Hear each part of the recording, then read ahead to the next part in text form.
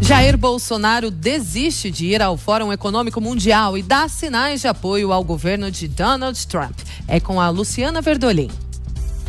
O presidente Jair Bolsonaro voltou a dar sinais públicos de apoio ao governo de Donald Trump. Bolsonaro fez questão de acompanhar o pronunciamento do presidente norte-americano sobre o ataque do Irã às bases militares daquele país no Iraque.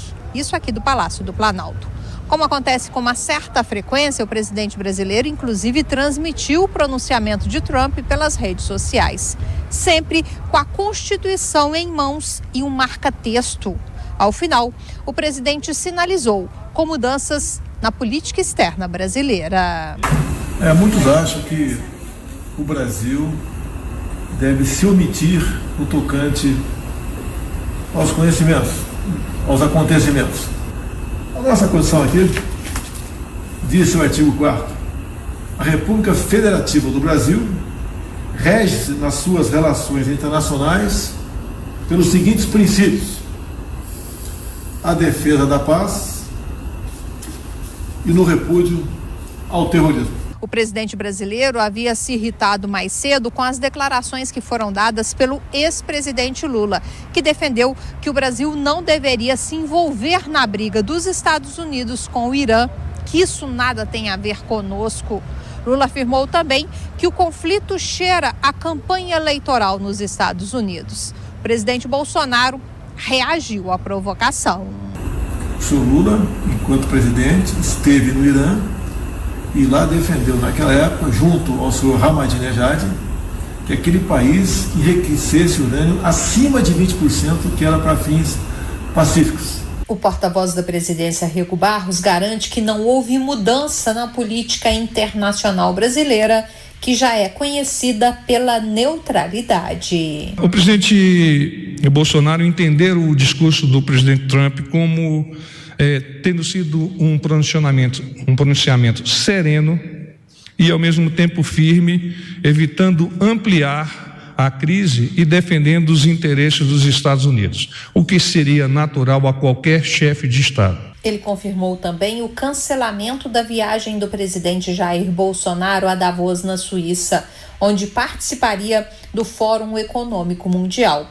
O presidente sinalizou no início da semana que o motivo seria questões de segurança. O porta-voz garantiu que esse não foi o único problema encontrado e que as relações internacionais brasileiras não enfrentam dificuldades nesse momento. E toda vez que nós fazemos o que nós chamamos de análise da conjuntura, incluímos a análise de risco. Mas não é por questões de segurança que o presidente, ou exclusivamente por questões de segurança, que o presidente declinou desta ida a Davos. É o somatório de análise que foi apresentada a ele ao longo dessa última semana. Dentro do governo, existe o temor em alguns setores de que as afirmações do governo brasileiro neste momento acabem prejudicando as relações comerciais do Brasil com o Irã e os demais países do Oriente Médio. O Brasil, tradicionalmente, sempre foi conhecido pela posição de neutralidade, de conversar com todo mundo. Até por conta disso, a recomendação dada ao presidente Bolsonaro no início da semana foi de que ele deveria ser cauteloso com as palavras. Ele minimiza uma possível repercussão negativa e afirma que não houve nenhum tipo de retaliação por parte do Irã, além do mal-estar que acabou, inclusive, com a convocação por aquele país de autoridades brasileiras para explicar o posicionamento aqui do governo Bolsonaro. De Brasília, Luciana Verdolim. Pois é, a turma tem tanta má vontade com o presidente que agora pega no pé dele por ele ler a Constituição brasileira, né? O Brasil não pode compactuar com regimes terroristas. É muito clara essa observação e nós podemos apenas imaginar o que estaria acontecendo se estivesse no governo o PT, o preposto do Lula lá, o Fernando Haddad, que aliás escreve racismo com SC e foi ministro da Educação. Na verdade, o Lula era muito próximo desses companheiros, né, e do Ahmadinejad, e hoje estaria, sem dúvida alguma, o governo brasileiro sob o PT, lamentando a morte do terrorista Soleimani. Eu acho que um pouco de clareza moral, ainda que aliada ao pragmatismo comercial, não faz mal a ninguém. o pronunciamento do presidente Trump foi, de fato, muito firme, incisivo e valorizando, destacando ali os princípios que são fundamentais para a civilização, certo? E conclamando, inclusive, os outros países, os demais países membros da OTAN, a serem mais firmes em relação às acusações e denúncias dos abusos cometidos pelo regime dos ayatolás no Irã. Então, não vejo nenhum problema, o Brasil não vai deixar de exportar para o Irã por conta disso, ao contrário, é do interesse do Brasil que o Irã consiga superar essa situação toda, o que só vai ser possível se os ayatolás botarem a viola debaixo do saco, como aparentemente agora tem mais chance de acontecer, graças à política de dissuasão firme e corajosa do presidente Trump, ao contrário do que vinha acontecendo antes com a política de suborno do antecessor Obama, e isso pode ser muito bom para a economia iraniana, que hoje está em frangalhos, certo? Então, não acho nem um pouco incompatível. Quanto a decidir não ir para Davos, eu acho uma pena, deve envolver aí questões dessa mentalidade contra o globalismo, que de fato existe, é um problema, mas o Brasil precisa de recursos, se vender melhor lá fora, e acho que o presidente deveria ir nesse encontro, que é um encontro importante, não apresentou justificativas suficientes, segurança, todo mundo tem essa questão lá na Suíça, e o presidente do Brasil não é o principal alvo, e os outros fatores, ficou ali uma declaração muito vaga, sem apresentar razões concretas. Acho que isso aí foi realmente um grande erro do presidente. Eu acho o lado positivo é o presidente citar a Constituição. Puxa vida, legal, eu até sugiro o presidente essa edição. Eu sei que ele estava de óculos, mas essa aqui também dá para testar, inclusive, como é que a gente está lendo. É o artigo 4, que tem 10 incisos, mas a gente não deve escolher o inciso que gosta daqueles que não gostam, né? Então, o presidente escolheu o inciso 8, que diz repúdio ao terrorismo, e continua, presidente, e ao racismo. E ao artigo 4, o mesmo, tem no inciso 2, prevalência dos direitos humanos. Não pode, portanto, ter simpatia com ditaduras. Então, é importante. Mas o lado bom, vamos sempre ver o lado positivo, é a leitura da Constituição. Isso é muito bom. Agora, eu gostaria também, não entendi a não ida a Davos, não deu para entender, né? A explicação pífia dada pela presidência da República, né? Isso não cabe, isso é um grave erro que o presidente está tomando. Vamos esperar que ele mude a decisão sobre isso. E, por fim, tem uma questão que não é ser chato, não, mas não pega bem para a altura da presidência da República, da 8ª economia do mundo, ficar assistindo, fazendo a live da live, né? Com um caderninho de notas e anotando o que um outro presidente está falando. Isso não pega bem. O nosso país tem uma grande história, nós somos um grande país. Apesar de todos os problemas que nós somos um grande país, né? Temos uma grande tradição, grandes realizações. Tem um Brasil que o Brasil não conhece, né? Nós temos coisas incríveis aqui. Então, um presidente da República Brasileira não é para ter hostilidade, não estou querendo isso, né?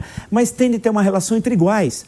O Brasil é igual aos Estados Unidos, né? Nós temos que ter uma relação entre iguais, entre chefe de Estado. Recorde-se, por exemplo, quando ele quis designar o seu filho, Eduardo Bolsonaro, embaixador. Por sinal, o Brasil está sem embaixador há quase um ano nos Estados Unidos. O último embaixador foi Sérgio Amaral, está há quase um ano. Ele quis colocar seu filho. Por quê? Ele disse que o filho dele era amigo do filho do Trump. A relação entre países não se dá entre famílias, nem entre partidos, nem entre governos, mas se dá entre estados. Foi um grave erro. Então o Brasil perdeu um tempão discutindo uma bobagem que era aquilo. Aí ele tomou uma atitude correta de não designar, não enviar o nome para o Senado e vai enviar um diplomata de carreira, que é o senhor Foster, que era, na verdade, o desejo inicial. O Eduardo Bolsonaro fez o papel do bode na sala, na velha piada, né?